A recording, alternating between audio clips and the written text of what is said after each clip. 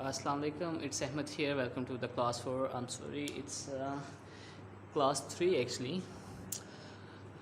Class 3, lecture number 3 of maths. I will be solving here very first of the word problems. The rest of the word problems are on page number 56 to 59. You have to solve them by yourself, seek help from your tutors or your parents, or even if you find them difficult after that, leave a comment below the video on YouTube, so I'll look into that. The first statement says that there were 1450 people at the beach, and after it rained only 1019 people remained there. Now we have to find the total number of people.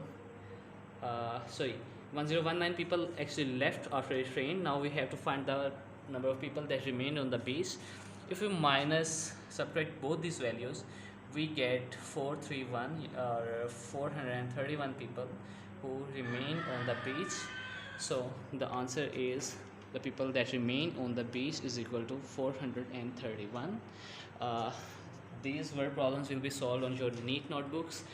Until next video, Allah Hafiz.